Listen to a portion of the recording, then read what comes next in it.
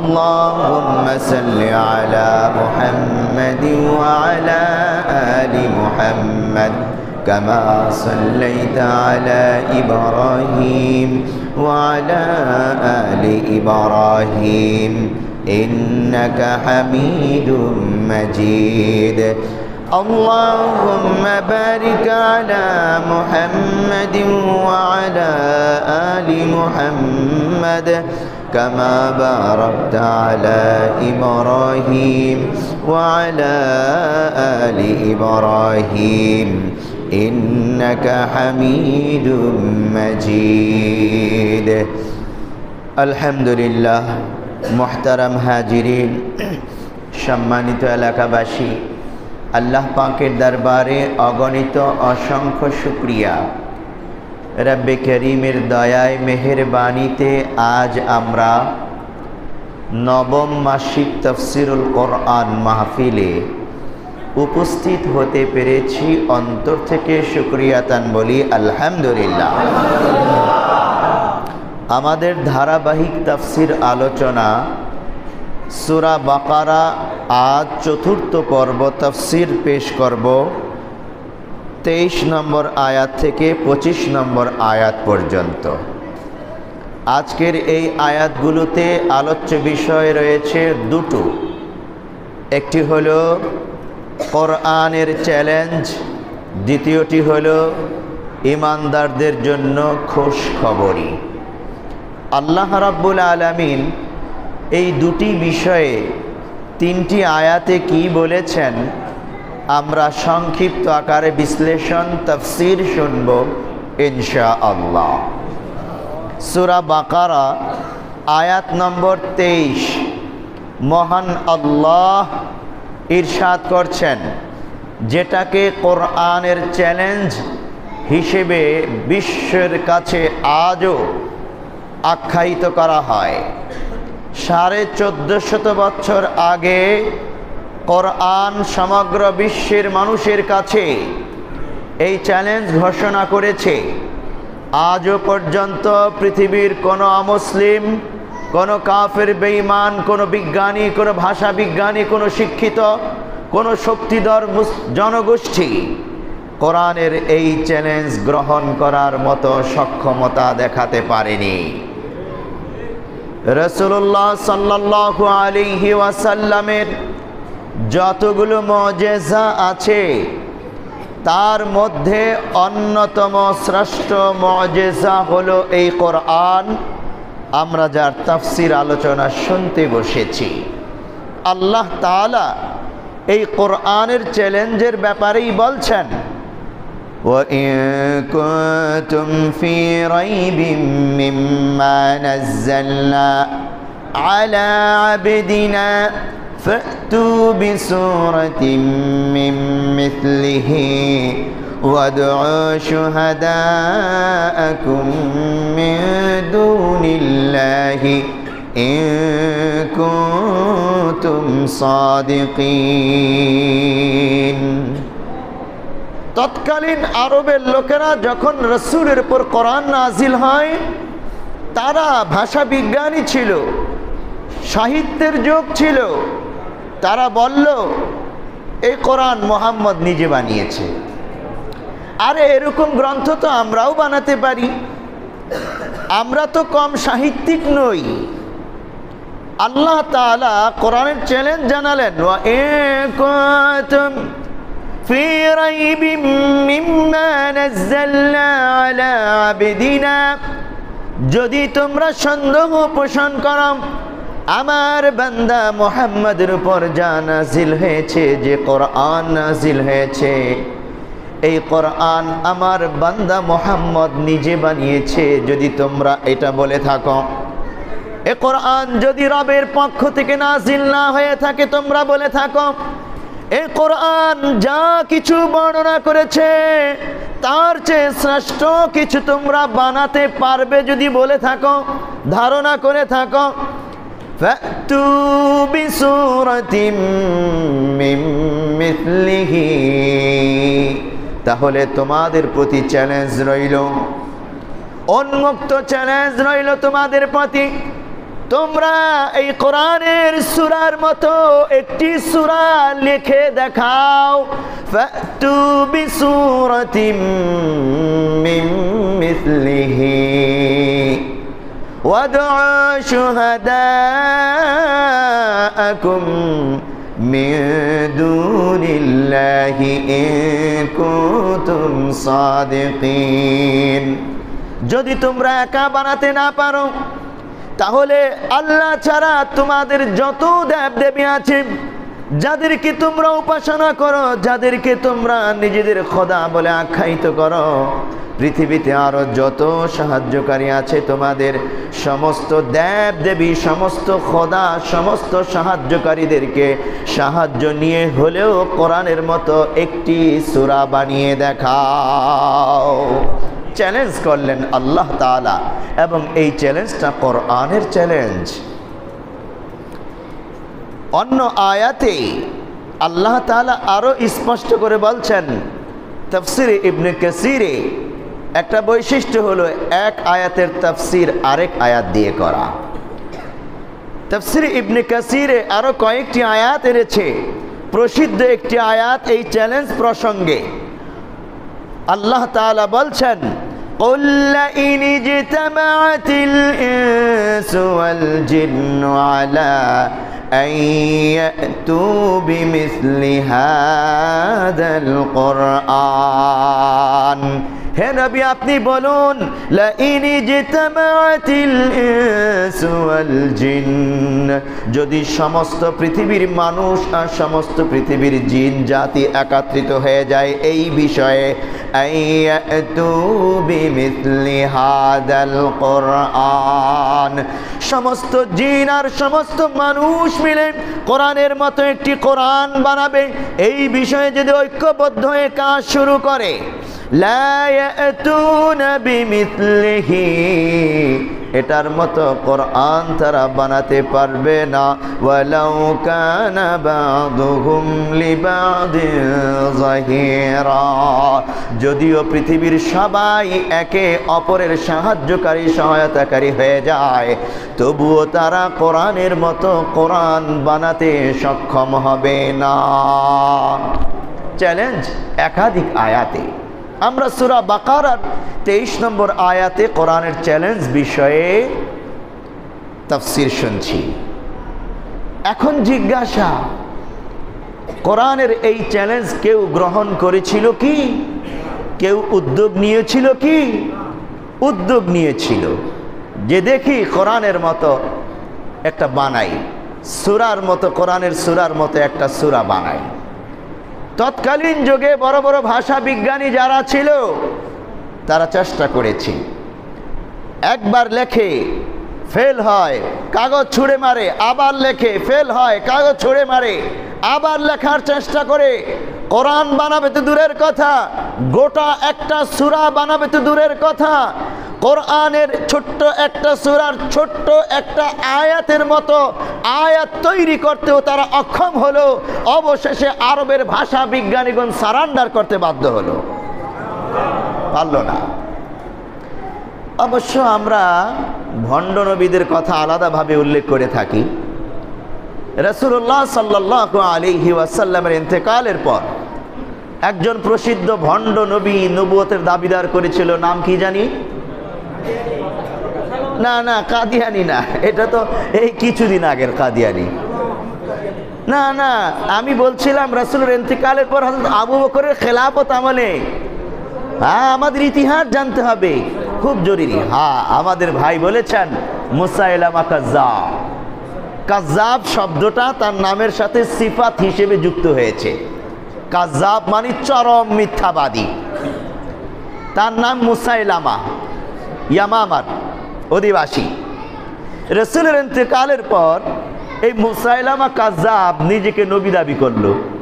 দেখলো, ওরে বাবা, মুহাম্মদ কত সম্মানিত হয়েছে, তার উম্মতের কত পাওয়ার, একের পর এক বিজয় করতেছে। শুরু জাজিরাতুল আরব না, পারস্য সাম্রাজ্যে, রোম সাম্রাজ্যে হানা দিয়ে একের পর এক দখল করছে। বিশাল সম্পত্তির মালিক হয়েছে, বিশাল বড় রাষ্ট্রের মালিক হয়েছে, অনেক প্রভাব প্রতিপত্তি, অনেক সম্মান। ও আমিও যদি নবী দাবি করতে পারি, আমারও এমন সম্মান আর ক্ষমতা এসে যাবে। মুসাইলামা কাযযাব করলো কি, তার বংশ যে আছে এই বংশের লোকেরা তো তার অনুগত, এবং সে বংশের লোকদেরকে বুঝালো আরবের নবী মুহাম্মদ দেখো তার কুরাইশ বংশকে সম্মানিত করেছে নবী হয়ে, আমি আমার বংশকে নবী হয়ে সম্মানিত করব। ওই গাধা ওই বংশের লোকগুলো ওই কথাটা লুফে নিল, বলে হ্যাঁ তাই তো, আমাদের বংশটাও তো সম্মানিত হওয়া দরকার। এই গাধাগুলো এই মিথ্যা নবুয়তের দাবিদার ভণ্ডের কথা বিশ্বাস করে নিল, এবং সে ঘোষণা করলো আল্লাহ আমাকে নবী হিসেবে পাঠিয়েছে এই জগতে, নাউজুবিল্লাহ বলে। তো তার গোত্রের লোকেরা তার উম্মত হতে লাগলো, উম্মত হলো, হতে হতে 40,000 হয়ে গেল। কয় হাজার? 40,000। এই 40,000 সৈন্য নিয়ে ময়দানে সে নেমে এসছে। এই মুসাইলামা কাযযাবের কাছে ওহী আসে আল্লাহর পক্ষ থেকে, জিব্রাইল আসেন, এগুলো উম্মতের কাছে দেদারসে প্রচার করছে। আসলে ওর কাছে জিব্রাইল আসবে তো দূরের কথা, ওর কাছে ইবলিশ আছে, শয়তান আসে। তো তার সেনাপতি তার কাছে যখন যুদ্ধ শুরু হয়ে যায়, হযরত আবু বকর রাদিয়াল্লাহু তাআলা আনহু এই ভণ্ড নবী, মিথ্যা নবী মুসাইলামা কাযযাবকে সাইজ করার জন্যে সবার শেষে পাঠান তৎকালীন যুগের বীর কেশরী, শ্রেষ্ঠ বীর যোদ্ধা আরবের হযরত খালিদ বিন ওয়ালিদ রাদিয়াল্লাহু তাআলা আনহুকে। আল্লাহু আকবার। 10,000 সৈন্য দিয়ে পাঠান। খালিদ বিন ওয়ালিদ রাদিয়াল্লাহু তাআলা আনহু মুসাইলামা কাযযাবের 40,000 সৈন্যের বিরুদ্ধে লড়াই শুরু করেন। ওদের 40,000 হলে কি হবে? ওগুলা সব তো মুর্দা, যাদের ঈমান নাই।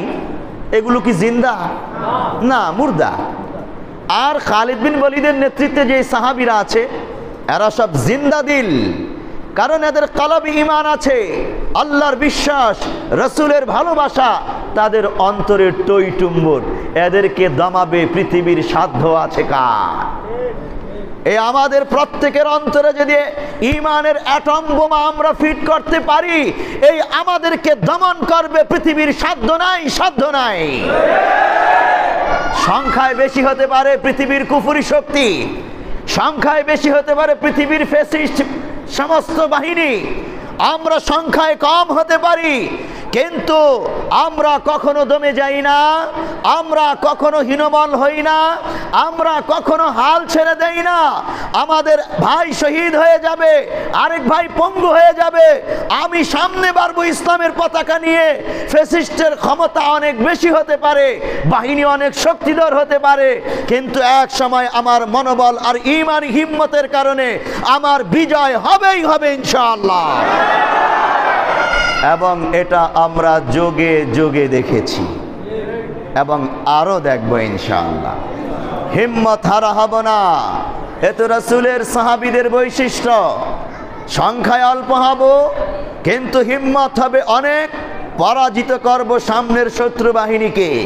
খালিদ বিন ওয়ালিদ রাদিয়াল্লাহু তাআলা আনহু পরাজিত করেছেন মুসাইলামা কাযযাবকে। যখন একেবারে কোণঠাসা হয়ে যায় তার সেনাবাহিনী, তখন তার যে সেনাপতি ছিল সে কিছুক্ষণ পর পর এসে মুসাইলামা কাযযাবকে জিজ্ঞেস করতেছে, বড় সিংহাসন পেতে সে বসা ময়দানের এক প্রান্তে দুর্গের ভিতরে চাদর মুড়ে দিয়ে বসা, এসে জিজ্ঞেস করতেছে জিব্রাইল এসেছে কি? বিজয়ের কোনো সংবাদ আল্লাহ নাজিল করেছে কি? কোনো ওহী এসেছে কি? তো মুসাইলামা কাযযাব মিশামিশি একটা আয়াত শুনিয়ে দেয়। কি আয়াত শুনিয়ে দেয়? যে চাক্কি, আটার পেশার চাক্কি, অপেক্ষা কর, যে আটা পেশার চাক্কি দিয়ে গম থেকে আটা তৈরি হয়। এখন ওই বেটা ভাবে এটা আবার কেমন ওয়াহি? আমি চাইলাম বিজয়ের কোনো সংবাদ এসেছে কিনা। কিছুক্ষণ পর পর আসে। এক সময় এই মিথ্যা ভণ্ড নবী একটা সূরা বানাইল। কোরআনুল কারীমে সূরা কারিআ আছে, আল কারিআতু মাল কারিআ ওয়া মা আদরাকা মাল কারিআ। কত চমৎকার সন্দে সন্দে মিল। আবার সূরা ফিল আছে, হ্যাঁ, আলাম তারা কাইফা ফাআলা রাব্বুকা বিআসহাবিল ফিল। মুসাইলামা কাযযাব সেও সূরা ফিলের মতো আল কারিয়াতু মাল কারিয়ার সন্দে সন্দে মিলিয়ে একটা বানালো সূরা। আল ফিলু মাল ফিল ওয়া মা আদরাকা মাল ফিল লাহু জিসমুন আযীম খুরতুমুন তাবিল যামবুন কাসীর। বানাইলো সূরা। এটার অর্থ কি? আল ফিলু মাল ফিল, হাতি। জানো হাতি কি? হাতির বিরাট এক দেহ আছে, লম্বা এক সুর আছে, ছোট্ট একখানা লেজ আছে। এখন তার উম্মতরা এই সূরা শুনে মুখ টিপে হাসে। এটা আবার কেমন সূরা? এটা কি কোনো সূরা হইল? এটা কি কোনো ওয়াহি হইল? নাকি এটা হাতির রচনা হইল? আপনারা যে শুনলেন, এটা কি হাতির রচনা মনে হইল না? কি আশ্চর্যের কথা! এমন কোন সূরা অর্থহীন, ভাবগাম্ভীর্যহীন, শিক্ষাহীন, তাৎপর্যহীন কোন সূরা কি আল্লাহ নাজিল করতে পারে? মুসাইলামা কাযযাবের ভণ্ডামি তার উম্মত টের পেয়ে গেল। আর সেনাপ্রধান যে ছিল সে অবশেষে মুসাইলামা কাযযাবকে বলল, আমি এখন বুঝতে পেরেছি তোমার কাছে শয়তান আসে, জিব্রাইল আসে না। তুমি মিথ্যা নবী। আমরা কোণঠাসা হয়ে গিয়েছি, পরাজিত হইতে যাইতেছি, আর তুমি এখানে বসে বসে আউল ফাউল সব কি বানাও। এই বলে সেনাপতি বলল, থাকো তুমি তোমার নবুয়ত নিয়ে, আমি চললাম, আমি আর এই ময়দানে নেই। সে যখন চলে যায় পুরো ময়দান বিশৃঙ্খল হয়ে যায়। মুসাইলামা কাযযাব দেখলো, ওরে সর্বনাশ, আমি যদি আরো কিছুক্ষণ এখানে বসা থাকি আমার কল্লা থাকবে না। তাড়াতাড়ি দুর্গের ভিতরে ঢুকে গেট লাগিয়ে দেয়, আশ্রয় নেয় নিরাপদ জায়গায়। কিন্তু কোনো লাভ হয় নাই, কোনো লাভ হয় নাই। সাহাবায়ে কেরাম ওই দুর্গের দেয়াল টপকে, কিভাবে দুর্গের দেয়াল টপকিয়েছে, অনেক উঁচা দেয়াল, যেতে পারে না। সাহাবী এক সাহাবী আরেক সাহাবীকে বলছে, আমাকে বলের মতো পোটলা বানাও, 4-5 জনে ধরে ফিক্কা মারো, জানে ওই পাশে গেলে ওরা মেরে ফেলবে। কিন্তু ইমানদার এই সাহাবীরা মর্দে মুজাহিদ, জীবনের মায়া করেনি। আল্লাহর নবীর দুশমনকে সাইজ করতে হবে, আল্লাহর ঘোষণা। বলের মতো করে উঁচু করে দেয়ালের উপর দিয়ে ফিক্কা মেরেছে, ওই পারে পরে লড়াই করতে করতে কোন রকম গেট খুলে দিয়েছে। লড়াই করতে করতে এইভাবে গেট খুলে দেওয়ার পর সাহাবায়ে কেরাম ঢুকেছে। মুসাইলামা কাযযাবকে ওই ভিতরে দুর্গের ভিতরেই হত্যা করে জাহান্নামের টিকিট ধরিয়ে দিয়েছে। ও মুসলমান, আমি যেই কথা বলছিলাম, আল্লাহ তাআলা বলছেন, চ্যালেঞ্জ ঘোষণা করলেন, وَإِن كُنتُمْ فِي رَيْبٍ مِّمَّا نَزَّلْنَا عَلَى عَبْدِنَا فَأْتُوا بِسُورَةٍ مِّن مِّثْلِهِ وَادْعُوا شُهَدَاءَكُم مِّن دُونِ اللَّهِ إِن كُنتُمْ صَادِقِينَ। যোগে যোগে কেউ কোরআনের চ্যালেঞ্জ গ্রহণ করতে পারে নাই, কোরআনের সূরার মতো একটা সূরা বানিয়ে দেখাতে পারে নাই। এখন আসুন কোরআনের এই চ্যালেঞ্জের তাৎপর্য এবং কোরআন যে রাসূলের শ্রেষ্ঠ মুজিজার অন্যতম মুজিজা, এর কারণ কি? তাফসীরে ইবনে কাসীরে অনেকগুলো পয়েন্ট এনেছে এবং তাফসীরে মারিফুল কোরআনে মোট 10টা পয়েন্ট এনেছে। সবগুলো আমরা বলবো না, সংক্ষিপ্ত আকারে অল্প কিছু পয়েন্ট আলোচনা করব। যে কোরআনুল কারীমের চ্যালেঞ্জ গ্রহণ করতে পারলো না কেন তারা, কেন কোরআনের মতো একটি কোরআন বা একটা সূরা বানাতে পারলো না, আর এই কোরআনের এত বিশাল মহত্ব কি? তার মধ্যে 1 নম্বর পয়েন্ট, কোরআনুল কারীম যার উপর নাজিল হয়েছে তিনি ছিলেন উম্মি নবী, নিরক্ষর। এটার অর্থ হলো আল্লাহর নবী পৃথিবীর শ্রেষ্ঠ শিক্ষিত। উম্মি শব্দের অর্থটা আমি বলছি, খবরদার খবরদার, অনেক আল্লাহর বান্দা এখানে ভুল তর্জমা করে বসে। উম্মি শব্দের অর্থ নিরক্ষর, উম্মি শব্দের অর্থ মূর্খ নয়, সাবধান। আমি আরো পরিষ্কার করে বলছি, উম্মি শব্দের অর্থ হলো আল্লাহর নবী পৃথিবীর শ্রেষ্ঠ শিক্ষিত ব্যক্তি ছিলেন, কিন্তু তিনি পৃথিবীর কোনো মানুষের কাছে অক্ষর জ্ঞান শিখেননি, শিক্ষা দীক্ষা অর্জন করেননি। তার সরাসরি শিক্ষক ছিলেন কে? জিব্রাইলের মাধ্যমে সরাসরি আল্লাহ তাআলা আমাদের নবীর শিক্ষক ছিলেন। তাহলে বুঝতেই পারেন তিনি পৃথিবীর শ্রেষ্ঠ শিক্ষিত কি করে হলেন। তিনি লিখতে জানতেন না, আমাদের মতো ডিগ্রি নাই, লেখাপড়া জানতেন না। আর লিখতে জানা পড়তে জানা ব্যক্তিকে কখনো শিক্ষিত ব্যক্তি বলে না, বরং আল্লাহ রাব্বুল আলামিন যে আদর্শ দিয়ে যুগে যুগে নবী রাসূলগণকে পৃথিবীতে পাঠিয়েছেন, ওই আদর্শ ও যাদের ভিতরে আছে, ওই আদর্শের মাধ্যমে গোমরা মানুষকে যারা হেদায়েতের পথে আনতে পারে এবং আল্লাহর সাথে যার সম্পর্ক প্রগাঢ়, ওই সকল ব্যক্তিদেরকেই পৃথিবীর শ্রেষ্ঠ শিক্ষিত বলে আখ্যায়িত করা হয়। এই দৃষ্টিকোণ থেকে আমরা এখানে যারা বসা, আমরা শিক্ষিতদের অন্তর্ভুক্ত বলি আলহামদুলিল্লাহ। বর্তমান আমেরিকার প্রেসিডেন্ট ডোনাল্ড ট্রাম্প নতুন নির্বাচিত হয়েছেন, এখনো শপথ নেননি, নিবেন। বুক ফুলিয়ে সে বলবে আমি পৃথিবীর সেরা শিক্ষিত, আমার কাছে বড় বড় ডিগ্রি আছে, আমার কাছে সুপার পাওয়ার সেনাবাহিনী আছে, পৃথিবীর সুপার পাওয়ার রাষ্ট্রের প্রেসিডেন্ট আমি। কিন্তু কোরআনের ভাষায়, হাদিসের ভাষায় এই ডোনাল্ড ট্রাম্প এবং বর্তমান প্রেসিডেন্ট যিনি আছেন, তারা শিক্ষিত হবে তো দূরের কথা, মূর্খের খাতায় তাদের নাম লিপিবদ্ধ হয়ে আছে। বলবেন কেন? কেন? তারা তো লিখতে জানে, পড়তে জানে, রাষ্ট্র শাসন করতে জানে, তারা আবার মূর্খ হয় কিভাবে? আমি বলবো শিক্ষিত হওয়ার প্রথম মানদণ্ড ইকরা বিসমি রাব্বিকাল্লাযী খালাক, পড়ো তোমার রবের নামে যিনি তোমাকে সৃষ্টি করেছেন। পড়া লেখা শিক্ষা হবে রবের সাথে সম্পর্ক কায়েমের জন্যে। আপনারা বুঝে থাকলে বলুন, আমেরিকার প্রেসিডেন্ট তারা কি রবের সাথে গভীর সম্পর্ক আছে? কোরআনের সাথে সম্পর্ক আছে?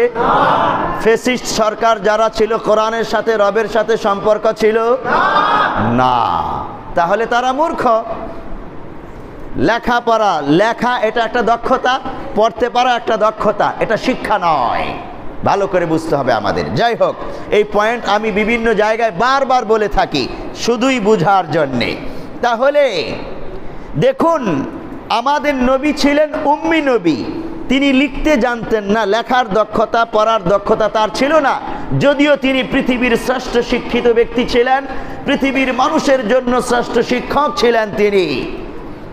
এই নবী এমন, এই নবীর উপরেই এই কোরআন নাজিল হলো, এমন কোরআন যেই কোরআনে জ্ঞান বিজ্ঞান দিয়ে ভরপুর, যেই কোরআনে অতীত ইতিহাস সমৃদ্ধ, ভবিষ্যতের গায়েবের সংবাদ আছে। এই রকম কোরআন উম্মি নবীর উপর নাজিল হয়েছে। বুঝে থাকলে বলুন, এই রকম দ্বিতীয় ব্যক্তি কি পৃথিবীতে রাসূলের পরে আর কেউ আছে? তাহলে কোরআন আরেকটা বানাবে কে? কি করে সম্ভব? আর আল্লাহ তাআলাই বা দেবেন কেন কোরআন? আল্লাহ তাআলাই তো বলেছেন এই কোরআন আমি দিয়েছি, এরপরে আর কোনো কোরআন নাই, কোনো ধর্মীয় গ্রন্থ নাই। কেউ পারবে না বানাতে। ওই যে আল্লাহ তাআলা বলেছেন فَإِن لَّمْ تَفْعَلُوا وَلَا تَفْعَلُوا فَاتَّقُوا النَّارَ الَّتِي وَقُودُهَا النَّاسُ وَالْحِجَارَةُ فَإِن لَّمْ تَفْعَلُوا চ্যালেঞ্জ ঘোষণা করার পর আল্লাহ তাআলা বললেন, যদি তোমরা কোরআনের সূরার মতো একটি সূরা বানাতে সক্ষম না হও, ওয়ালা তাফআলু, তবে কখনোই তোমরা সক্ষম হবে না। কে বলেছেন? কোরআনের সূরার মতো একটি সূরা বানাতে কখনোই কশিন কালেও তোমরা সক্ষম হবে না। যখন তোমরা সক্ষম হবেই না, ফাত্তাকুন নারাল্লাতী, তোমরা ওই জাহান্নামের আগুনকে ভয় করো, ওয়াকুদুহান নাসু ওয়াল হিজারা, যার জ্বালানি লাকড়ি হবে মানুষ এবং পাথর। উইদ্দাত লিল কাফিরিন, ওই জাহান্নামকে প্রস্তুত করা হয়েছে কাফেরদের জন্য, যারা কোরআনকে অস্বীকার করবে, নবী মুহাম্মদকে অস্বীকার করবে। কোরআনের আইন কানুন শ্রেষ্ঠ, এই শ্রেষ্ঠত্বকে যারা অস্বীকার করবে তাদের জন্যই আল্লাহ তাআলা জাহান্নামকে প্রস্তুত করেছেন। তারা জাহান্নামের লাকড়ি হবে, জাহান্নামের লাকড়ি হবে। আল্লামা জালালউদ্দিন রুমি রাহমাতুল্লাহি আলাইহি মাসনাবিয়ে রুমির মধ্যে উল্লেখ করেছেন, এক আল্লাহর বান্দা বাজারে দিনে দুপুরে ঘোরাফেরা করতেছিল হেরিকেন জ্বালিয়ে। জিজ্ঞেস করে, বাপু তুমি কি তালাশ করতেছো? বলে, আমি মানুষ তালাশ করতেছি, মানুষ। লোকজন বলল, তুমি কি পাগল না আমার? বাজারে মানুষ ভরা, আকাশে সূর্য, হেরিকেন জ্বালিয়ে মানুষ তালাশ করতেছ? তোমার মতো আহমক তো আর কাউকে দেখি নাই। আল্লাহর বান্দা জবাব দেয়, ইকে মি বিনে খিলাফে আদমন্দ নিস্তনদ আদম খিলাফে আদমন্দ, আমি মানুষ তালাশ করতেছি, এটাই সত্য। আমি আহমক নই, পাগল নই। যাদেরকে বাজারে দেখতেছি একজন মানুষ না, সবাই মানুষের খোলস পড়ে আছে, ভিতরটা পরিপূর্ণ ফাঁকা। আদমিরা আদমিয়ত লাজমাস ওদরা গরব নবাশদ হাইজামাস। আরে মানুষের তো মানুষত্ববোধ থাকা লাগবে, মানুষের গুণাগুণগুলো থাকা লাগবে। মানুষের মধ্যে যদি মনুষ্যত্ববোধ না থাকে তাহলে সে তো জাহান্নামের লাকড়ি হিসেবেই জাহান্নামে জ্বলবে, সে মানুষ হিসেবে জান্নাতে যেতে পারবে না। তাহলে আল্লাহ রাব্বুল আলামিন বলছেন, ওয়াকুদুহান নাসু ওয়াল হিজারা উইদ্দাত লিল কাফিরিন। বর্তমান পৃথিবীতে যারাই কোরআনের অস্বীকারী, যারাই নবীর আদর্শ অস্বীকারী, তারাই জাহান্নামের লাকড়ি হয়ে জাহান্নামে জ্বলবে। আমরা জান্নাতের ভাগীদার হতে চাই, আমরা জাহান্নামের লাকড়ি হতে চাই না। আমরা কোরআনকে 100 ভাগ বিশ্বাস করব এবং 100 ভাগ আমল করব বলে ইনশাআল্লাহ। তাহলে আল্লাহ তাআলা বললেন, ফা ইল্লাম তাফআলু ওয়া লান তাফআলু, কোশ্চিন কালেও পারবে না। তার মানে কোরআনের মতো আরেকটা কোরআন পৃথিবীতে আসবে না, যেহেতু আমাদের নবী শেষ নবী, এই কোরআন শেষ গ্রন্থ। এবং এই কোরআন চির আধুনিক, চির ভাস্বর, চির সফল, সব যুগের সমস্ত মানুষের, সমস্ত পৃথিবীকে পরিচালনা করার সম্পূর্ণ মাল মশল্লায় কোরআনে রয়েছে। কিন্তু বিস্ময়কর কথা কি জানেন? কিছু গাধা আছে, কাফেরদের মধ্যে গাধা তো আছে, এটা বলার অপেক্ষা রাখে না। আরে মুসলমান নামধারী গাধা, ওরা বলে, আরে কোরআন তো মধ্যযুগে নাজিল হয়েছে, ইসলাম মধ্যযুগীয় ধর্ম। এই আধুনিক বিজ্ঞানের যুগে এই কোরআনের আইন কানুন দিয়ে আদালত আর রাষ্ট্র চালানো কি সম্ভব? আমি বলবো, তুমি জনমের গাধা,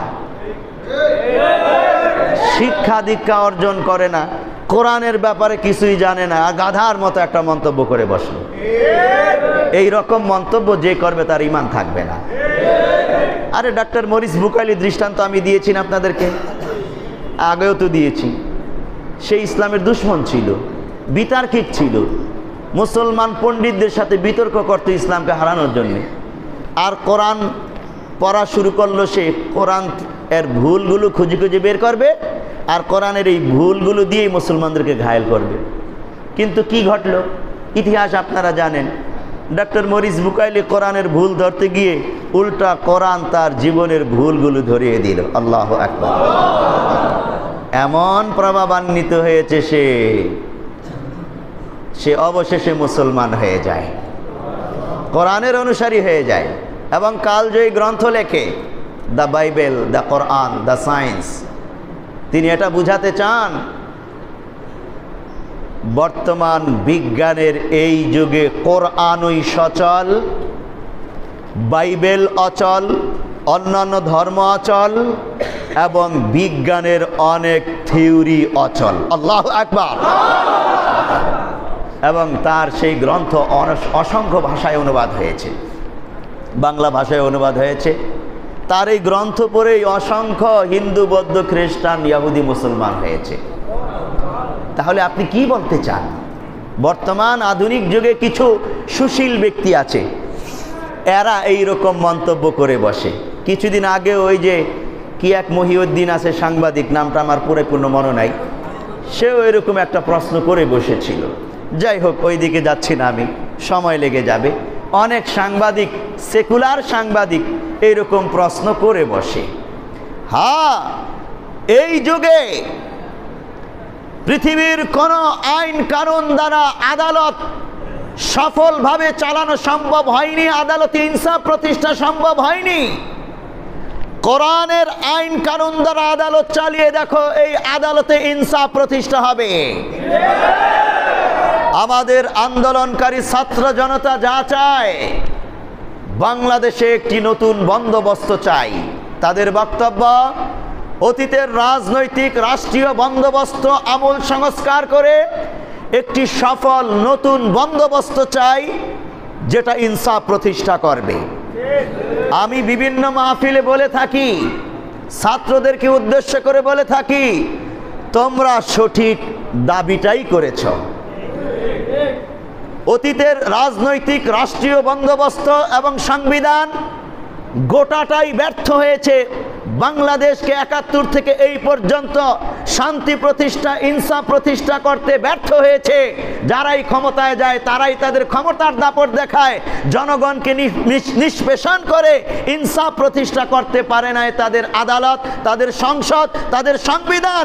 আমি বলবো, এই কোরআন চ্যালেঞ্জ ঘোষণা করছে, কোরআনের সংবিধান, কোরআনের আদালত, কোরআনের সংসদ প্রতিষ্ঠা করে দেখা, নতুন বন্দোবস্ত কোরআনের মাধ্যমে করে দেখা, বাংলাদেশে পরিপূর্ণভাবে ইসলাম প্রতিষ্ঠা হবে।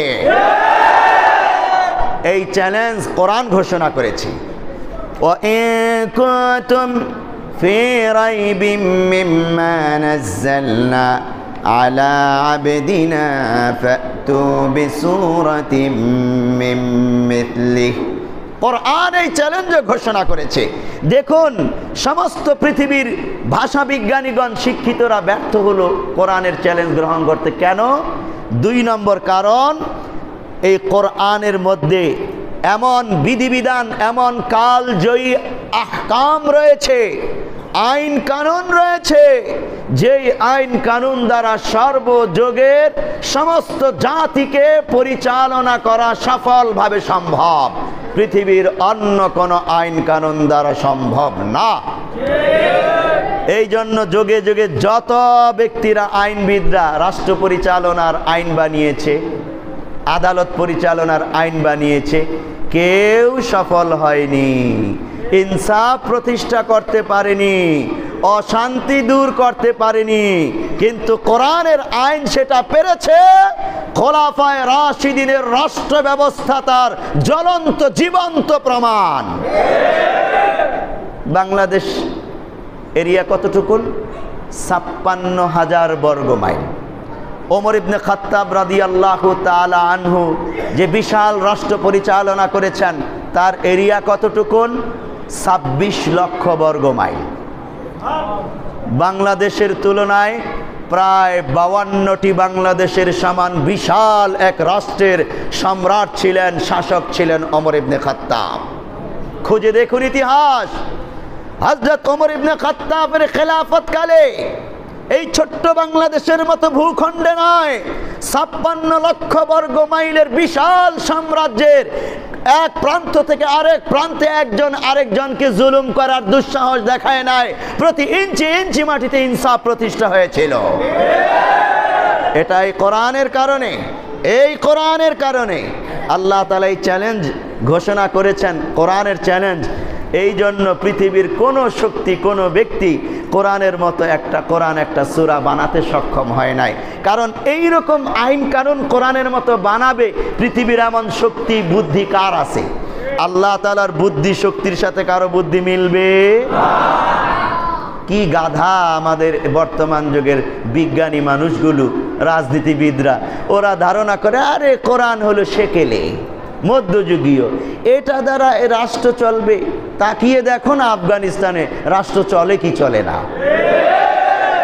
আর আফগানিস্তানের মুদ্রা পৃথিবীর শ্রেষ্ঠ মুদ্রার তকমা পেয়েছে, অথচ বিশ্ব ব্যাংকের সাথে তাদের যোগাযোগ নাই, সুদি কারবার নাই, ঘুষ নাই, দুর্নীতি নাই, সুদ নাই, সিন্ডিকেট নাই, কোনো প্রকারের ভাওতাবাজি নাই।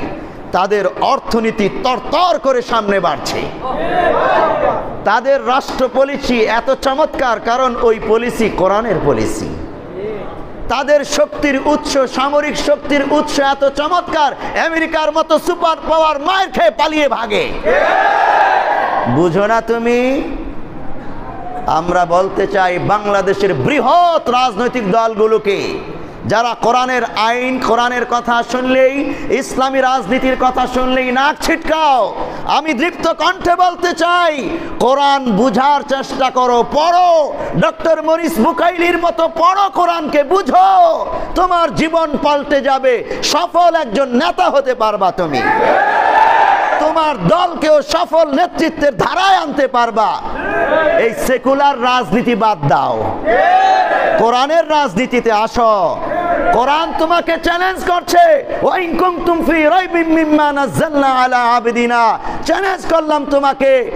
কোরআন যে রাজনীতি দিয়েছে বিশ্বের শ্রেষ্ঠ রাজনীতি, কোরআন যে অর্থনীতি দিয়েছে বিশ্বের শ্রেষ্ঠ অর্থনীতি, কোরআন যে আদালত আইন কানুন দিয়েছে বিশ্বের শ্রেষ্ঠ আদালত আইন কানুন, কোরআন যে পরিবার নীতি, সমাজ নীতি দিয়েছে এটা বিশ্বের শ্রেষ্ঠ সমাজনীতি। পারলে এর চেয়ে শ্রেষ্ঠ বানিয়ে দেখাও। পৃথিবীবাসী চেষ্টা করেছে, কেউ পারে নাই। এই কথাগুলো বুঝলে ইসলামী রাজনীতি থেকে, সংবিধানকে ইসলামী করা থেকে, সংসদ আদালতকে ইসলামী করা থেকে আর দূরে থাকা কি সম্ভব? সম্ভব না। আল্লাহ তাআলা আমাদেরকে বুঝার তৌফিক দান করুন। এখানে কোরআনের মুজিজার, অন্যতম মুজিজার আরও একটি পয়েন্ট হলো, কোরআনের মধ্যে আদেশ রয়েছে, নিষেধ রয়েছে। কিন্তু পৃথিবীর কোনো বিজ্ঞানী, কোনো ভাষা বিজ্ঞানী, কোনো পণ্ডিত আদেশ আর নিষেধ কোনটায় করবে কোনটায় করবে না এটাই ঠিকমতো নির্ণয় করতে পারে না। কোরআন বানাবে কি? সূরার মতো আরেকটা সূরা বানাবে কি? হ্যাঁ, 3 নম্বর পয়েন্ট, শব্দ, অর্থ, ভাষা। কোরআনের শব্দ, অর্থ, ভাষা কালজয়ী। এক কথায়, আমি বিস্তারিত ব্যাখ্যায় যাচ্ছি না। এটার ভাষা শৈলী এত চমৎকার, এটার শব্দ এবং এক একটা শব্দের অর্থ, গুরু, রহস্য এত তাৎপর্যমণ্ডিত, পৃথিবীর কোনো পণ্ডিত কোরআনের শব্দের মতো শব্দ বানাতেই পারে না, আয়াত বানাবে তো দূরের কথা। এই জন্য তারা ব্যর্থ।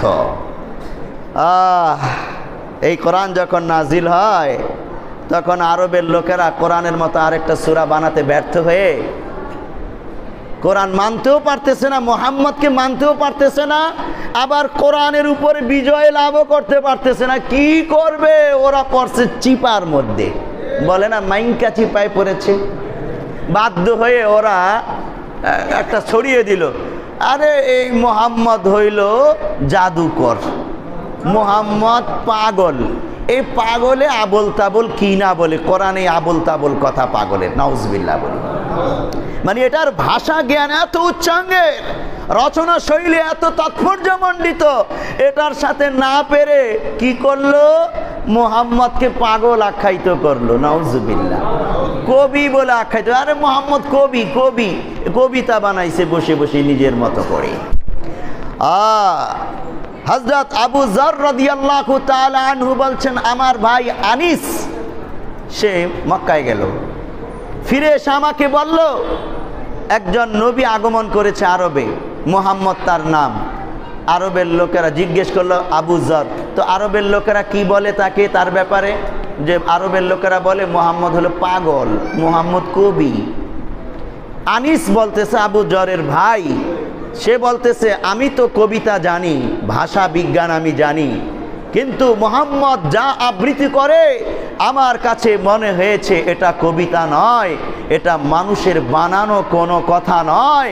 নিঃসন্দেহে মোহাম্মদ যা বলে সত্য, এবং মোহাম্মদ আল্লাহর নবী, আর এই কোরআন আল্লাহ নাজিল করেছে, আমার কাছে এটাই মনে হলো। এই কথা শুনে আবু যর, সেও ভাষা বিজ্ঞানী ছিল তৎকালীন যুগে, বলল তাহলে দেখে আসি, যাই মক্কায়। সে আসলো। আবু যর বলতেছে আমি 1 মাস 30 দিন কাবা চত্বরে পড়ে রইলাম পরীক্ষা করার জন্যে মোহাম্মদকে। তার কোরআন বুঝতে চেষ্টা করলাম, এটা কি কবিতা, পাগলের প্রলাপ, মোহাম্মদ কি পাগল নাকি? এবং তিনি বলতেছেন, তাফসিরে মারিফুল কোরআনি লিখতেছে, হযরত আবু যর রাদিয়াল্লাহু তাআলা আনহু বলছেন আমি এই 30 দিন কোনো খাবার খাই নাই। খাবার খাওয়ার জন্য আরেক জায়গায় যাব, খাবার অন্বেষণের টাইম কই আমার? মোহাম্মদ কখন না কখন চলে আসে, তার বাণী যদি আমি হারিয়ে ফেলি ওই মুহূর্তে। এই জন্য উনি কাবা চত্বরে পড়ে রয়েছেন, শুধু জমজমের পানি খেয়েছেন। আর তিনি বলতেছেন এই জমজমের পানি খাওয়ার কারণে 1 মাস 30 দিন আমার কোনো ক্ষুধা লাগে নাই, কোনো স্বাস্থ্যহানিও হয় নাই। আপনি চিন্তা করেন, এই জমজম কূপ আল্লাহর নবীর উসিলাতেই দ্বিতীয়বার আবিষ্কৃত হয়েছে। আল্লাহর নবীর বাবা আব্দুল্লাহর কারণে, এবং আল্লাহর নবীর দাদা আব্দুল মুত্তালিব এটা আবিষ্কার করেছেন। রাসূলুল্লাহ সাল্লাল্লাহু আলাইহি ওয়াসাল্লাম আগমন করছেন, তার খোঁজখবরই এবং ভবিষ্যৎবাণী সুসংবাদ হিসেবে জমজম কূপ দ্বিতীয়বার আবিষ্কৃত হয়েছে। আর এই জমজম কূপের পানি পান করে আবু যর রাদিয়াল্লাহু তাআলা আনহু বলছেন 1 মাস আমি কিচ্ছু খাই না, শুধু পানি, কোনো ক্ষুধা লাগে নাই, সুস্থ সবল। এবং সে বলছিল 1 মাস পর আমার পরিপূর্ণ বিশ্বাস হলো মুহাম্মদ যেই কোরআন আবৃত্তি করে এটা কোনো মানুষের বানানো নয়, এটা সাধারণ কোনো কথা নয়, এটা কোনো কবিতাও নয়, নিঃসন্দেহে আল্লাহর পক্ষ থেকে নাজিল হওয়া ঐশী বাণী এটা। আল্লাহু আকবার। মুসলমান হয়ে যান আবু যর রাদিয়াল্লাহু তাআলা আনহু। সাধারণ মুসলমান না, রাসূলের বিখ্যাত সাহাবী আবু যর, এই নামটা আমরা জানি না? বিখ্যাত সাহাবী, প্রসিদ্ধ, মুসলমানরা এই নামটা জানে। আপনি দেখেন এই কোরআনের শব্দ, অর্থ, ভাষা জ্ঞান, ভাষা শৈলীর কারণে হযরত আবু যর ইসলাম ধর্ম গ্রহণ করে। 4 নম্বর, গায়েবের সংবাদ কোরআনুল কারীমে রয়েছে, যেটা পৃথিবীর অন্য কারো পক্ষে ভবিষ্যতে কি হবে জানা সম্ভব না। উদাহরণত একটা দৃষ্টান্ত, সূরা রুম নামক একটা সূরা নাজিল হয়েছে। এই সূরার মধ্যে আল্লাহ তাআলা তৎকালীন যুগের সুপার পাওয়ার 2টা রাষ্ট্র ছিল পৃথিবীতে, একটা হলো রোম সাম্রাজ্য আর একটা পারস্য সাম্রাজ্য। যুদ্ধ লেগেছে 2 রাষ্ট্রের। মক্কার মুশরিক যারা, এরা পারস্য সাম্রাজ্যের পক্ষে ছিল, কারণ পারস্য সাম্রাজ্যের এরা অগ্নি পূজারী, এরাও মুশরিক। আর রোম সাম্রাজ্যে এরা খ্রিস্টান, আহলে কিতাব ছিল। মুসলমানদের মাইলান আহলে কিতাবদের দিকে ছিল মনে মনে। তো আল্লাহ তাআলা সূরা রুমে আয়াত নাজিল করলেন, পারস্য সাম্রাজ্য প্রথমে বিজয় লাভ করবে, কিন্তু কয়েক বছর পরে আবার রোম সাম্রাজ্য বিজয় লাভ করবে। এটা তো ভবিষ্যৎবাণী করেছেন আল্লাহ তাআলা কোরআনে। মক্কার লোকেরা এই ভবিষ্যৎবাণী শুনে অবাক হয়, বিশ্বাস করে, আবার অবিশ্বাস করে। হযরত আবু বকর রাদিয়াল্লাহু তাআলা আনহু বড় বড় মাজমায় বলেন, কোরআনে যা বলেছে আমি 100 ভাগ বিশ্বাস করি, এটাই ঘটবে। প্রথমে পারস্য সাম্রাজ্য বিজয় লাভ করলো, আবার পারস্য সাম্রাজ্য পরাজিত হবে, রোম সাম্রাজ্য বিজয় লাভ করবে। আবু বকরের সাথে মক্কার এক বড় কাফের লিডার বাজি লাগাইলো, বাজি, যে ঠিক আছে বাজি ধরলাম। সে বলল আমি বলতেছি তোমাদের কোরআনের যে ভবিষ্যৎবাণী এটা সঠিক হবে না। হযরত আবু বকর বললেন কোরআনের বাণী সঠিক হবে, আমিও বাজি লাগালাম তোমার সাথে। তো লাগাইলো দুইজনে বাজি। তাফসিরে মারিফুল কোরআনে লেখে অবশেষে কোরআনের ভবিষ্যৎবাণী সত্যে পরিণত হয়। পারস্য সাম্রাজ্য প্রথমে বিজয় লাভ করলো, পরবর্তীতে এমন নাকানি চুবানি মার খায় পরাজিত হয়। রোম সাম্রাজ্য বিজয় লাভ করে কোরআন যা বলেছিল অক্ষরে অক্ষরে বাস্তবায়ন হয়। ওই এখন বাধ্য হয়ে ওই বেটা তো এখন বাজি যেটা ধরেছে এটা দেয়া লাগবে, বড় কিছু একটা ধরেছে, আবু বকরকে দেবে, দিয়েছে। আবু বকর চাইলো দাও। কোরআনের বিজয়ে আবু বকর খুশি, আস্থা পরিপূর্ণ যেমন ছিল এখনো 100 ভাগ আস্থা পরিপূর্ণ আছে। হতভাগা আমরা মুসলমানরা কোরআনের উপর দেখেও আস্থা রাখতে পারি না, কত বড় হতভাগা। আর আবু বকর রাদিয়াল্লাহু তাআলা আনহু ফলাফল না দেখে 100 ভাগ বিশ্বাস করেছেন কোরআনের উপর। এমনই হওয়া চাই মুসলমান, এমনি এমনি সিদ্দিকে আকবর তিনি হননি। যাই হোক, রাসূলুল্লাহ সাল্লাল্লাহু আলাইহি ওয়াসাল্লাম আবু বকরকে বললেন ফিরিয়ে দাও, যেটা বাজি ধরে তুমি জিতেছ এরকম বাজি টাজি দরকার নাই আমাদের, এটা ইসলামে অনুমোদিত নয়, ফিরিয়ে দাও। আবু বকর ফেরত দিয়েছেন, বললেন নাও তোমারটা তুমি নিয়ে নাও, আমি যে বিজয়ী হয়েছি এতেই আমি খুশি, আমার কোরআন বিজয়ী হয়েছে। আল্লাহু আকবার। মুসলমানরা কোরআন বিজয়ী হলে খুশি হয়, মুনাফিকরা কোরআন বিজয়ী হলে নাখোশ হয়। এটা বর্তমান যুগেও আছে, আছে না? আমরা ভাগ্যবান, কোরআন কি বিজয়ী দেখে আমরা খুশি হই। ওই মুনাফিক সুশীলরা হতভাগা, কোরআনকে বিজয়ী দেখতে পেরে তাদের মন খারাপ হয়, হতভাগা ওরা। দোয়া করি আল্লাহ তোমাদেরকে হেদায়েত দেখ, বলে আমিন। যাই হোক, 5 নম্বর, পূর্ববর্তী উম্মতের শরীয়ত ইতিহাস নির্ভুলভাবে কোরআনে বর্ণনা করা হয়েছে, এমন ভাবে পূর্ববর্তী উম্মত ইহুদি খ্রিস্টানরাও ওই তথ্য নির্ভুলভাবে জানে না, কোরআন নির্ভুলভাবে ব্যক্ত করেছে। অন্য কারো পক্ষে কি এটা সম্ভব? কারণ আল্লাহ তাআলাই তো ওদের ইতিহাস ভালো জানেন, ওরা এই ইতিহাস পরিপূর্ণ জানে না, ইহুদি খ্রিস্টান পণ্ডিতরা, কোরআনে সেটা পরিপূর্ণভাবে আছে। এই জন্য কোরআনের চ্যালেঞ্জ গ্রহণ করতে কেউ সক্ষম হয় নাই। 6 নম্বর, পাঠ ও শ্রবণে কোরআন অনন্য প্রভাব বিস্তারকারী। যারাই কোরআন শুনে, যারাই পাঠ করে বিরক্ত হয় না। কোরআন একবার পড়লে আবার পড়তে মনে চায়। আপনি কতবার কোরআন খতম দিয়েছেন, একজন হেফজখানার ছাত্র কতবার যে কোরআন পড়ে বিরক্ত হয় না। আমরা কতবার খতম করেছি, নামাজে কতবার পড়ি, বিরক্ত হই?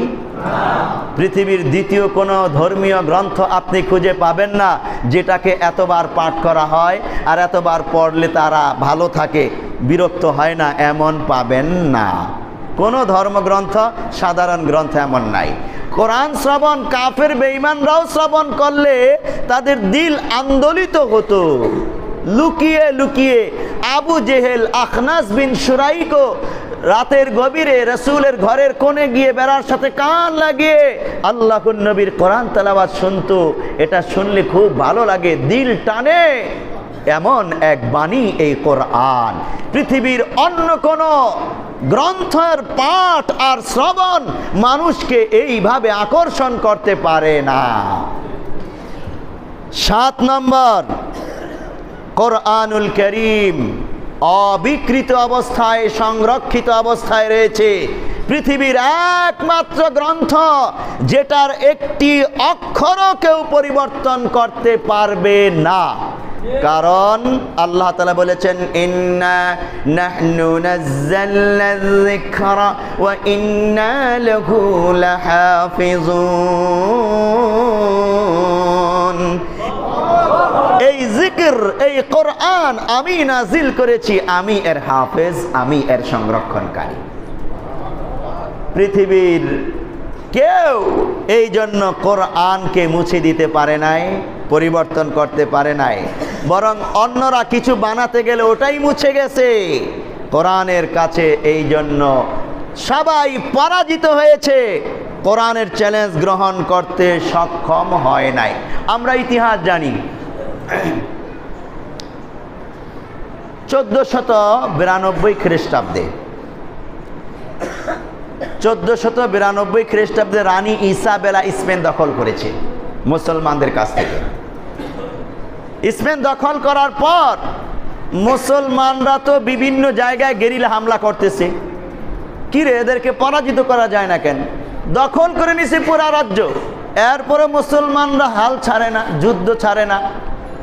জিজ্ঞেস করলো খ্রিস্টান পণ্ডিতদেরকে, ওরা বলল যতক্ষণ তাদের মাঝে কোরআন আছে আপনি তাদের মনোবলকে ভাঙতে পারবেন না, কোরআন থেকে তারা শক্তি নেয়। তখন ঘোষণা করলো সম্রাট, স্পেনে যত কোরআন আছে, যত লাইব্রেরি আছে সব জ্বালিয়ে দাও। স্পেনের প্রত্যেকটা ঘরে ঘরে মুসলিম লাইব্রেরি ছিল, প্রতিটা ঘরে ঘরে কোরআনের হাফেজ ছিল, কোরআনের এই পাণ্ডুলিপি ভলিউম ছিল। সবগুলো জমা করে এনে আগুন দিয়ে পুড়িয়ে দেয়, নদীতে ফেলে দেয়, নদীর পানি কালো হয়ে যায়। একটি কোরআনও পুরা স্পেনে নাই। এখন পাদ্রীরা বলতেছে, হ্যাঁ এবার আর মুসলমানরা শক্তি পাবে না, কারণ তাদের কোরআন একটাও নাই। কোরআন মুছে দিল, স্পেন থেকে মুছে দিল, ডিলিট করে দিল। কিন্তু ও বাবা, কিরে, কিছুদিন পর পর থেকে আবার হামলা করে, যুদ্ধ করে, বিভিন্ন জায়গা থেকে গেরিলা বাহিনী বের হয়, আবার পাদ্রীদেরকে ডাকলো। ব্যাপারটা কি? ওরা যে শক্তি এখন পায় কোথা থেকে? কোরআন তো নাই।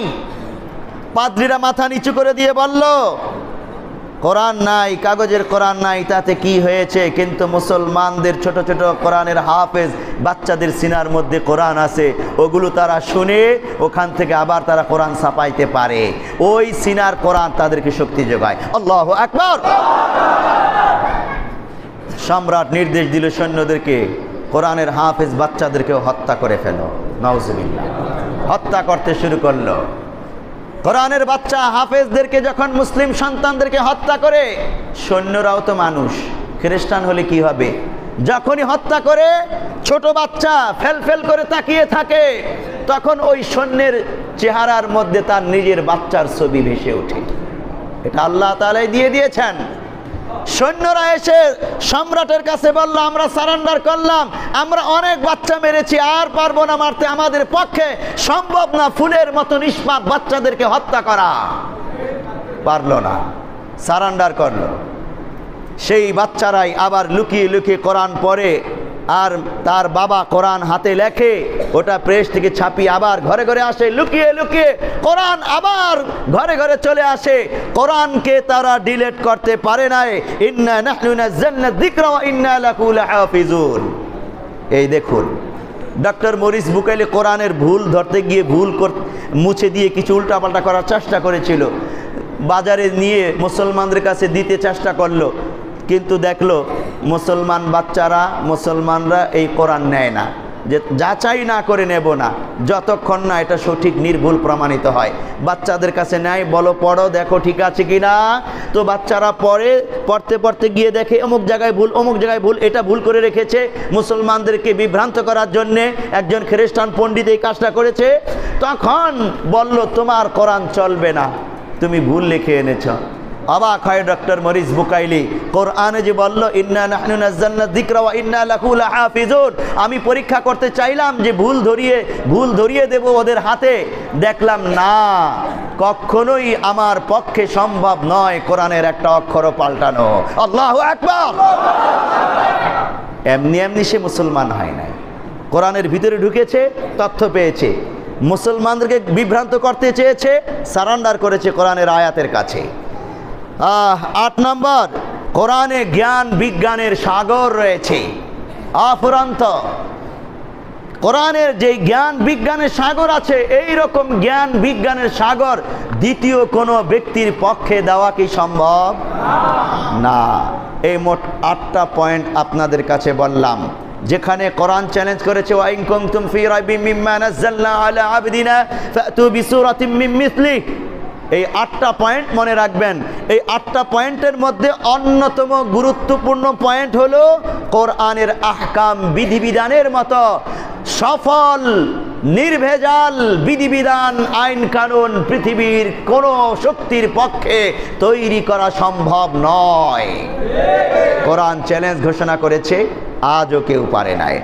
আলহামদুলিল্লাহ, আমরা ভাগ্যবান, আমরা এই কোরআনকে হৃদয়ে ধারণ করি, অঙ্গ প্রত্যঙ্গে আমল করি, আমরা আন্দোলন করি, সংগ্রাম করি কোরআনকে রাষ্ট্রীয়ভাবে প্রতিষ্ঠা করার জন্যে। আমরাই ভাগ্যবান, আমরাই কোরআনের প্রতিষ্ঠান প্রতিষ্ঠা করার মাধ্যমে সন্তানদেরকে কোরআনের হাফেজ আলেম হিসেবে গড়ে তুলি। আমরাই ভাগ্যবান, আমরাই কোরআনের তাফসির ইন্তজাম করি। আমরাই ভাগ্যবান, আমরাই কোরআনের তাফসির দীর্ঘ সময় ধরে বসে বসে শ্রবণ করি। আমরাই ভাগ্যবান, বলি আলহামদুলিল্লাহ। এরপরে আসুন 25 নম্বর আয়াত, ঈমানদারদের জন্য খুশখবরি। ওয়াবাশশিরিল্লাযীনা আমানু ওয়া আমিলুস সালিহাতি আন্না লাহুম জান্নাতিন তাজরি মিন তাহতিহাল আনহার। আমরা যখন কোরআনকে এতভাবে ধারণ করলাম, তাহলে আমাদের জন্য খুশখবরি দেবেন না আল্লাহ? কোথায় দেবেন? এই শ্রেষ্ঠ গ্রন্থেই দেবেন, দিয়েছেন। সূরা বাকারা আয়াত নম্বর 25। ওয়াবাশশিরিল্লাযীনা আমানু ওয়া আমিলুস সালিহাত। হে নবী, আপনি সুসংবাদ দিন ঈমানদারদেরকে, যারা আমলে সালেহ করেছে, ঈমান এনেছে, আমলে সালেহ করেছে। ঈমান আনার অর্থ বিশুদ্ধ ঈমান মৌলিক বিষয়গুলোর প্রতি আনব এবং ইসলামের মৌলিক আমলগুলো পরিপূর্ণভাবে করব। কি সুসংবাদ? আন্না লাকুম জান্নাতিন তাজরি মিন তাহতিহাল আনহার। এই ঈমানদারদের জন্য আল্লাহ তাআলা জান্নাত প্রস্তুত করে রেখেছেন। কেমন জান্নাত? এই জান্নাতের তলদেশ দিয়ে প্রসবন ঝর্ণাসমূহ প্রবাহিত। সুবহানাল্লাহ বলি। তাফসিরের মধ্যে লেখে, এই ঝর্ণাগুলো উঁচু পাহাড়, উঁচু টিলা থেকে এত পরিষ্কার পানির মতো স্বচ্ছ সুগন্ধযুক্ত এইভাবে বেয়ে আসবে, আর খালের মতো অগভীর খাল থাকবে পাশে। এই খালের দুই পাশে ইয়াকুত জমরত পাথর থাকবে, ঝলমল করবে। এই পাথর থেকেও সুগন্ধি আর আলো বের হতে থাকবে। চতুর্দিকে চমৎকার চমৎকার গাছ গাছালি থাকবে, দেখলেই হৃদয় জুড়িয়ে যাবে।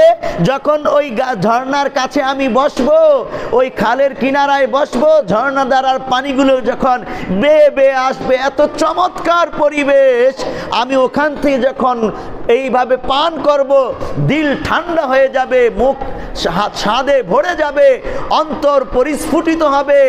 এভাবে এত সুখ, এত শান্তি, এত আনন্দ আর কিছুতে পাওয়া যায় নাই পৃথিবীতে, এটা সম্ভব না। আল্লাহ তাআলা এমন জান্নাত দেবেন আমাদেরকে। আর কুল্লামা রুজিকু মিনহা মিন সামারাতির রিজকা ক্বালু হাদাল্লাযী রুজিকনা মিন ক্বাবলু ওয়া উতু বিহি মুতাশাবিহা। আল্লাহ তাআলা ফল ফলাদি দিবেন সেই জান্নাতে। থরে থরে গাছ সাজানো থাকবে, এক এক গাছে এক এক রকম ফল ফলাদি ধরবে, থোকনা থোকনা ঝুলতে থাকবে। আর যখনই ফল খেতে মনে চাইবে, আপনার মনে চেয়েছে ওই ফলটা আমি খাবো, গিয়ে পাড়া লাগবে না কষ্ট করে, ফল ডালপালা সহ আপনার মুখের সামনে এসে দুলবে আর বলবে আমাকে খাও, আমাকে খাও। সুবহানাল্লাহ। আপনি হাত দিয়ে ধরে বা মুখ দিয়ে সুন্দর করে ফল খাবেন। যখন ফল সামনে আসবে দেখবেন, ও এটা তো আপেল, এটা আঙ্গুর, এটা কমলা, এটা বড়ই। কিরে, এই ফল তো দুনিয়াতেও খেয়েছি, একই রকম ফল। এই জন্য জান্নাতি বান্দারা কি বলবে দেখেন, আল্লাহ বলছেন কুল্লামা রুজিকু মিনহা মিন সামারাতির রিজকান। যখন তাদের সামনে এই ফল ফলাদি রিজিক হিসেবে পেশ করা হবে, ক্বালু হাদাল্লাযী রুজিকনা মিন ক্বাবলু। আরে এইরকম ফল তো আমরা আগেও খাইছি। তো দেখতেছে এটা আপেল, এটা আঙ্গুর, এটা বেদানা, হুবি কলো এরকম দেখতেছি, কিন্তু বান্দা মুখে না দিলে তো টের পাবে না যে এইটা আর ওইটার মধ্যে কি তফাৎ। আল্লাহ তাআলা বলছেন ওয়া উতুবিহি মুতাশাবিহা, হা হা হা, তাদেরকে দুনিয়াতে যেরকম ফল খেয়েছিল অবিকল ওই রকমই আকৃতির ফল তাদেরকে আমি দেব। কিন্তু তাফসিরে ইবনে কাসিরে লিখতেছে ফল আকৃতি ওই রকম হলেও একটা দুনিয়ার ফল আর একটা জান্নাতের ফল যখনই সে খাবে, ও সুবহানাল্লাহ, এত স্বাদ, এত স্বাদ, এত মজা মুখের মধ্যে লেগে থাকবে, মজা আর শেষ হবে না। আল্লাহু আকবার। এই বান্দা আরো খাবে, আরো খাবে, যতই খাবে না তার অতৃপ্তি আসবে না। আপনি 1 কেজি আপেল খান এক বসায়, এরপর আর খাইতে মনে চাবে? আরে 1 কেজি তো আমি খাইতে পারি, আমি একটা খাইলি শেষ, 2 নম্বরটা আমি খাইতে পারি না, আবার 1 কেজি। কিন্তু জান্নাতের আপেল 1 মটকা খেয়ে ফেলেন, স্বাদ শেষ হবে না। এরপরে দেখুন আল্লাহ তাআলা বলছেন ওয়ালাকুম ফিহা আজওয়াজুম মুতাহহারাতুন ওয়া কুম ফিহা খালিদুন। ফল ফলাদি তো দেবেনই, বালাখানা দেবেন, অট্টালিকা, বালাখানা, জাজিম অন্য সূরার মধ্যে আছে, সূরা ওয়াকিয়ায় আছে। কি চমৎকার! আপনি ঘুমাতে যাবেন, ওরে আরাম। আপনার সেবা করার জন্য হুর গেলমানরা তো প্রস্তুত আছেই, অর্ডার করার সাথে সাথে কাজ শুরু করে দেবে। আর দুনিয়ার এই কাজের বেটা কাজের বেটির মতো না ওরা। আপনি বলবেন ডাইন দিকে যা, ওরা বাম দিকে যায়। দুনিয়ার কাজের বেটা বেটিরা আবার কথা শুনে না বলে আপনি নির্যাতন করেন তাদের উপর। তো ওদের পিছনে চিল্লা চিল্লি করতে করতে আপনার জান ছাড়া। আর গার্মেন্টসে তো আপনারা জানেনই, যারা লাইন চিপ আছেন, বকাবাদ্য করতে করতে ওরে বাবা মুখটা শেষ। না, বকাবাদ্য করেন না, খামাখা কি দরকার আপনার মুখটা নষ্ট করার? অফিসার যারা আছে কাজ উদ্ধার করার জন্যে অনেক বকাবাদ্য করে, মুখ সমানে চালায়। এবং তারা বলে, আমাকে বলেছে আমার মুসল্লি অফিসাররা, হুজুর যদি মুখ না চালাই এ কাম উদ্ধার করা যাইব না, এরা এমন ঘাউরা। তো ওখানে ঘাউরা কোনো জাতি নাই। আপনি অর্ডার করবেন, প্রস্তুত, সাথে সাথে আমল শুরু, হুর গিলমান সেভাবে করবে। আর বালাখানা, খাট, জাজিম, ওহ কি চমৎকার! এরপরে আল্লাহ তাআলা বলছেন ওয়ালাকুম ফিহা আজওয়াজুম মুতাহহারা, পুরুষদের জন্য আল্লাহ তাআলা পুত পবিত্র রমণী স্ত্রী দেবেন। ওয়া হুম ফিহা খালিদুন, এত চমৎকার নাজ নিয়ামত জান্নাতে থাকবে, বান্দা তো ভয় করতে পারে, এত সুখ, এত সুখ, এখান থেকে আল্লাহ আবার বের করে দিবে কিনা কয়েক বছর পরে। আল্লাহ বলছেন না না না না, ওয়া হুম ফিহা খালিদুন, চিরস্থায়ী তুমি এটার মালিক, আর বের করা হবে না। এই সুখ আর শেষ হবে না। দুনিয়াতে কষ্ট করতেছে বান্দা, করো। দুনিয়াতে কষ্ট করে আল্লাহর জন্য, ইসলামের জন্য করো কষ্ট, এমন সুখ তুমি পাইবা, শেষ হবে না, শেষ হবে না। আমরা ওটাই আশাবাদী। স্ত্রীর যে কথা বলেছেন আল্লাহ তাআলা আজওয়াজুম মুতাহহারা, হযরত আবি সাঈদ রাদিয়াল্লাহু তাআলা আনহু থেকে বর্ণিত, রাসূলুল্লাহ সাল্লাল্লাহু আলাইহি ওয়াসাল্লামের হাদিস ওয়ালাকুম ফিহা আজওয়াজুম মুতাহহারা। এটা তাফসীর করতে গিয়ে বলেন মিনাল হাইদি ওয়াল গাইতি ওয়ান নাখা ওয়াল বুজাক, মানে দুনিয়াতে যেই স্ত্রীরা আছে তাদের থুতু আছে, লালা আছে, তাদের দুর্গন্ধ ঋতুস্রাব আছে, তাদের প্রস্রাব পায়খানা আছে, দুর্গন্ধ ঘাম আছে, অনেক রকমের গন্দিগি অপবিত্রতা আছে। এক এক পরিবেশে এক এক সময় এক এক রকম গন্দিগি প্রকাশিত হয়। কিন্তু জান্নাতে যারা হবে এদের এই রকম কোনো কিছুই থাকবে না, এত পুত পবিত্র হবে। তারা যখন কথা বলবে কথা দিয়েও সুঘ্রাণ বের হবে। তারা যখন মুস্কি হাসি দিবে দাঁতটা ঝলমল করে উঠবে, লাইটের মতো চমকাবে চমকাবে। পৃথিবীতে যদি তারা একটা আঙ্গুল বের করে দিত পৃথিবীবাসীকে দেখানোর জন্য, জান্নাতি রমণী সূর্যের আলো ম্লান হয়ে যেত তাদের আঙ্গুলের আলোতে। এমন সুন্দর হবে, এমন সুন্দর হবে, আপনি একবার দেখে 70,000 বছর অবাক বিস্ময়ে তাকিয়ে থাকবেন। আল্লাহ তাআলা এত সুন্দর করে বানিয়েছে আমার স্ত্রীকে, জান্নাতি স্ত্রীকে। আরে দুনিয়ার এই সমস্ত নাপাক গান্দিগির পিছনে অবৈধ পন্থায়, হারাম পন্থায় রিলেশনের জন্য ছুটাছুটি করার কি দরকার? আপনার জন্য, মুসলিম যুবকদের জন্য জান্নাতে অপেক্ষা করছে জান্নাতি স্ত্রী। গুনাহের পথে যাবেন না, গুনাহের পথে ধাবিত হওয়ার দরকার নেই, পরকীয়ার দরকার নেই। আপনার স্ত্রীকে নিয়ে আপনি সন্তুষ্ট থাকুন, আপনার স্ত্রীকে আপনি দিনদার বানান, হোক না কালো, কিন্তু আপনি ভালোবাসার নজরে তাকান, তার মধ্যে আপনি পৃথিবীর শ্রেষ্ঠ সৌন্দর্য দেখতে পাবেন। এটা আমি বললাম, আপনি বিশ্বাস করেন, আপনি এই কোরআনের উপর আস্থা রেখে, বিশ্বাস রেখে আপনি তাকে ভালোবেসে দেখেন, পৃথিবীর সমস্ত রমণীর চেয়ে আপনার স্ত্রীকেই সুন্দর মনে হবে। কেন পরকীয়া করবেন? কেন যুবকরা অবৈধ রিলেশন করতে যাবে? লিভ টুগেদার কেন করতে যাবে? নাজায়েজ কাজের দিকে যাওয়া যাবে না, জান্নাতের হুর গেলমান থেকে মাহরুম হওয়া লাগবে। যাই হোক, তো আল্লাহ রাব্বুল আলামিন এই খুশ খবরগুলো আমাদের জন্য শুনিয়েছেন এই কোরআনে। আল্লাহ তাআলা আমাদেরকে এগুলো বুঝার, মানার, আমল করার তৌফিক দান করুন, আমিন। ওয়া মা আলাইনা ইল্লাল বালাগ।